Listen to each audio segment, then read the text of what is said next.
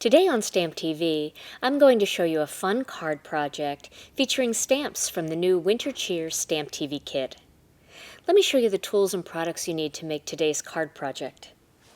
First, you're going to need some stamps, and the stamps I'm using are this beautiful frame. This is the circular frame that comes in the Christmas Wishes set. Then the Winter Cheer greeting. I'm also going to use this little pine branch, and I'm going to use this cute little reindeer. Then you're going to need some ink, and I'm using some VersaMark ink. I'm also using some of the Gina Designs Christmas Pine and some Memento Tuxedo Black. I'm also going to be using some embossing powder, and the embossing powder I'm using is the Gina Designs Fine Detail White Powder. And along with that, I'll be using the embossing magic pad to remove any static or oil from the surface of the card. For markers, I'm using some of the Spectrum Noir markers, and the colors are TN7, TN2, CR11, and the colorless blender. To add a little sparkle, I'm using the Wink of Stella. This is the clear brush marker. I'm also going to use a little paintbrush, and that's just to remove any extra embossing powder that gets anywhere that I don't want it.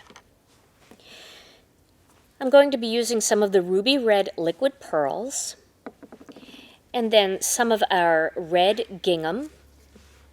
I'll also be using one of the wooden snowflakes, and this is also part of the StampTV kit, and they can be purchased separately in a 9-pack. I'm going to be using 2 of the vintage cuts, and actually I'm only going to use one. One is a backup in case I don't stamp it so perfectly, but these are the vintage cuts for that are part of the Winter Cheer collection. This does not come in the kit, but you can purchase these in either white or ivory. I also have some glue dots, some adhesive, some scissors. I have my 1/4-inch pop dot sheet. There's no pop dots left, but I'm going to use some of the pieces in between so I don't waste any of it. I have the Cuttlebug Swiss dot folder. For dies, I have this really pretty and delicate double scalloped die. And then I have one of our circle nesting stackers dies.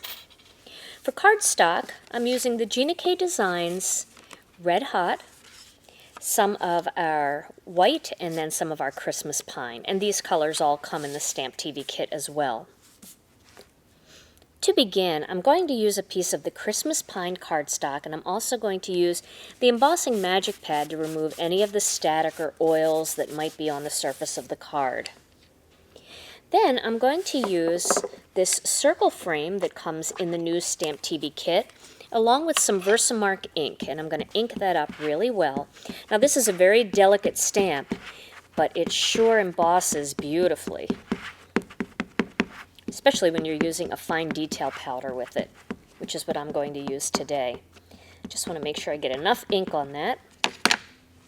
And then I'm going to, excuse my head if it gets in the way, I'm going to stamp that right in the center of this piece of cardstock.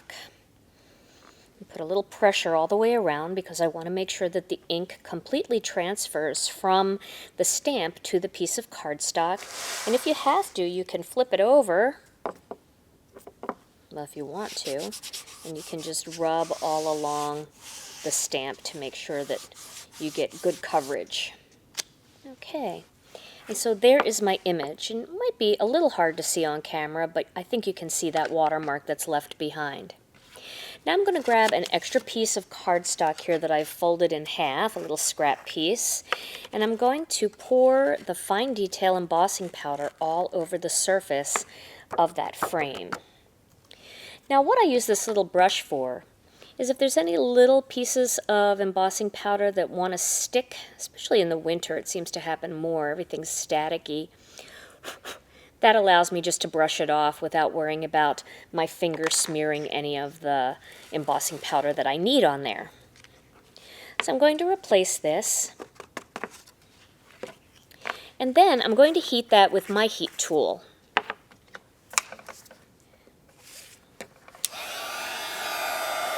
And you want to make sure that you watch for the embossing powder to turn shiny and a little bit brighter, and then move to the next area so you don't burn the powder.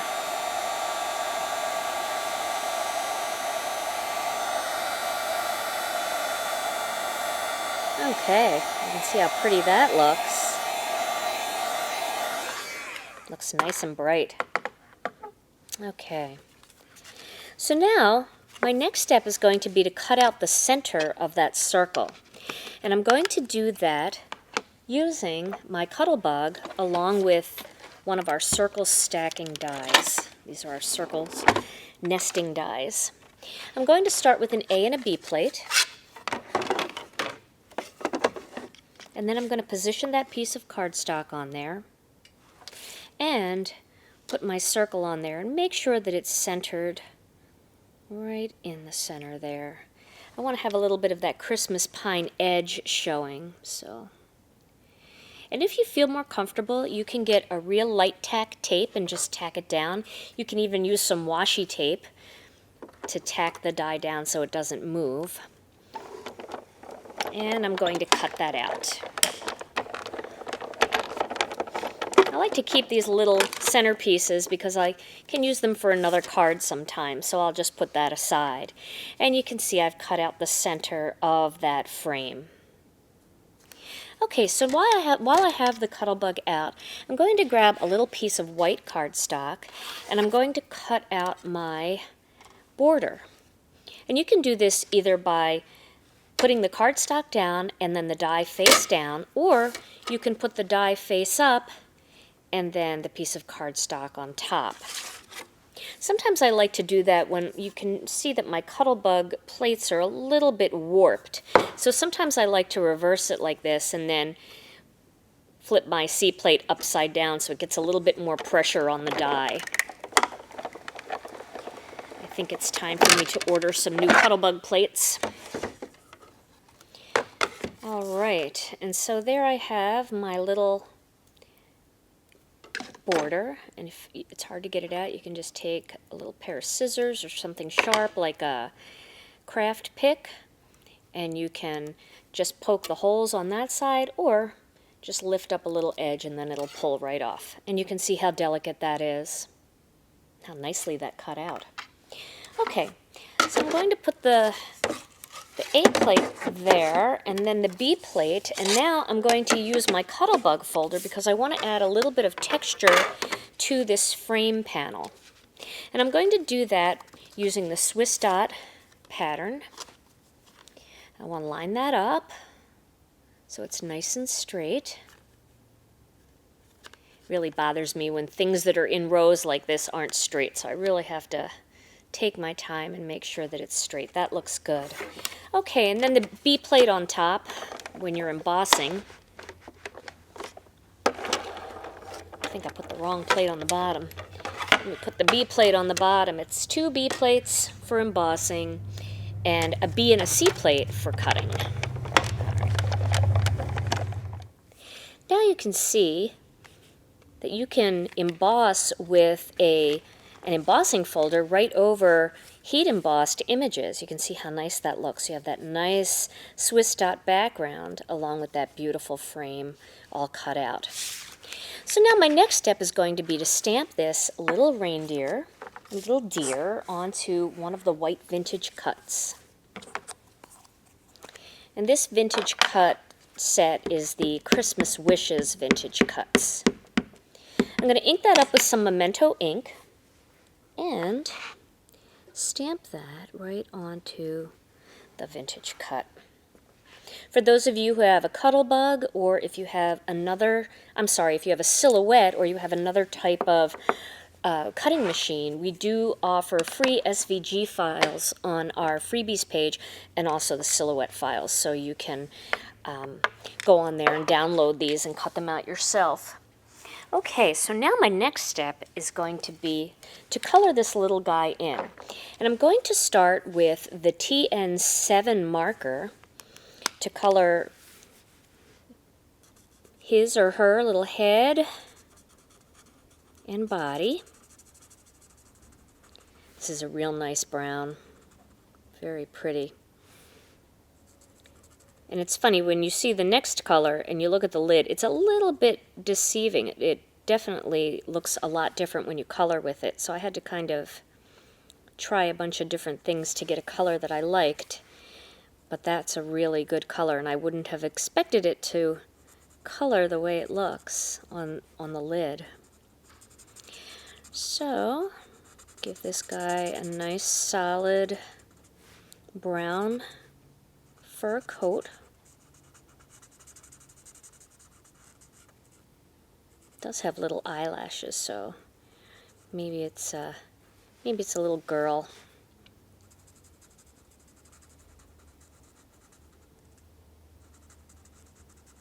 Okay, so now I've colored the deer in, and now I'm going to grab this TN2, and this marker looks yellow on the cap, but it is a beautiful shade of tan. So I'm going to color the face and the ears and the tail in this lighter color.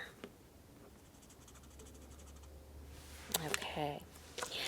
My next color is the red, and that is the CR11. That's a nice clear red. I'm going to color this little deer's scarf, a nice red tone to match the red hot. And then I'm going to use the blender pen to add a little bit of texture. So I'm going to add some little dots on his back end, almost like little freckles, and a few right on his forehead.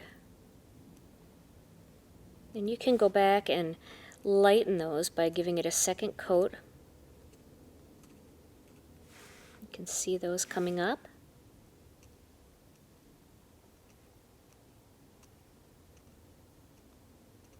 Like that.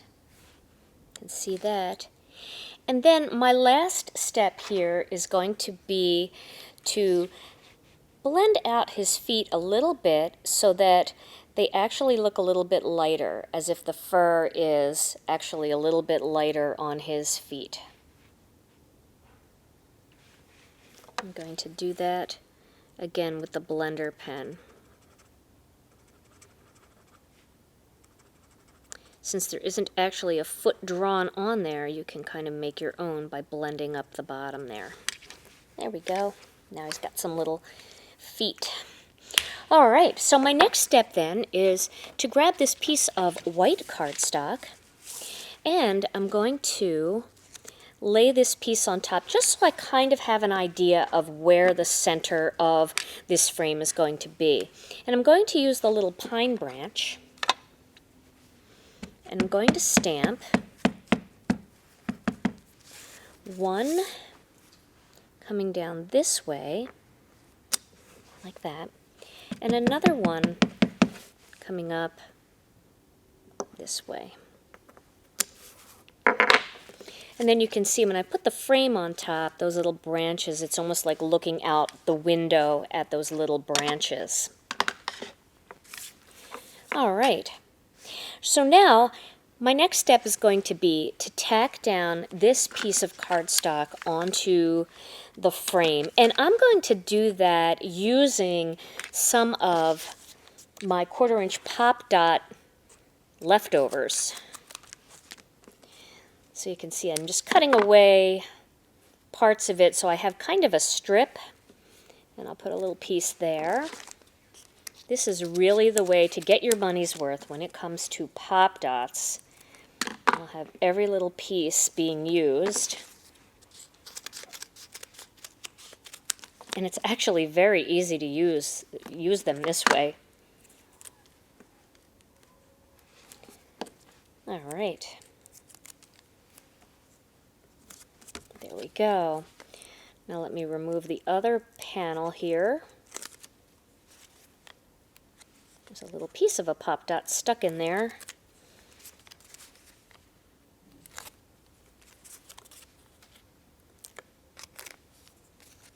Pop dots are so fun. It really kind of gives some dimension here to this window idea. All right, so now I'm going to lay this down right on top there, like that, and make a raised window. So now it has that depth under there where you can see kind of like you're looking through a window. My next step is to add this little border that I made to the front of the card, and I'm going to do that like right on top here so that the green shows through.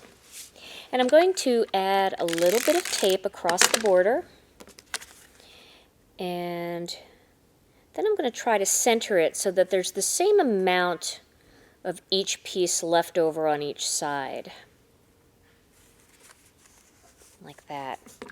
And then, just using my cutter bee scissors, I'm going to trim away the excess.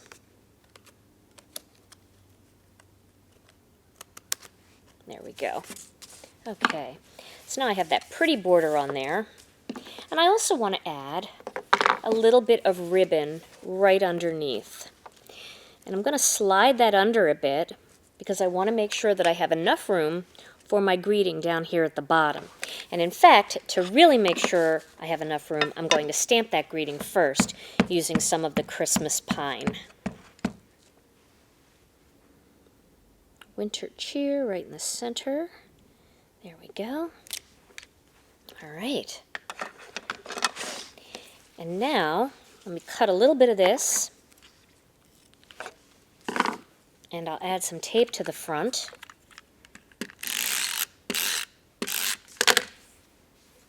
Maybe a little bit more there. Okay. And I'll slide that right under and make it nice and even. Okay. There we go. And then I'll finish it off on the other side, again using some of that tape and tacking it down. So there's that little bit of ribbon that looks so pretty. Now this whole panel is going to go onto my red hot card base. And I'll apply that using some adhesive. I guess I should turn my card around, huh? So that it opens correctly. Okay. And so there is my card base ready for a little bit of embellishment. So I'm going to first apply the deer using some regular mono adhesive. And I'm going to make sure that his feet are just kind of tucked under that little border. There we go. Just like that. Then, using a glue dot, I'm going to add this little snowflake. One glue dot in the center should do it, but you can use more if you'd prefer. And I'm going to put that right on the border there. Then, using a little bit of the Wink of Stella pen, I'm going to glitter up his little scarf. And then I'm going to gently paint some glitter onto the inside of this snowflake. And you can color these with markers or ink or anything. The wooden snowflakes are so nice with color, and that little bit of burnt etching in there with the detail won't go away even if you color it with ink. So now I've added a little bit of sparkle in there, and it might be a little difficult to see, but I think you can see it a little bit on the scarf. And my final step is going to be to add a little bit of the ruby red liquid pearls because I need some berries here on my pine branches. So we'll put one there. We'll put one here. And one here. And here is my finished card project. I hope you've enjoyed today's StampTV video. Stay tuned for many more exciting holiday projects featuring the Winter Cheer StampTV kit.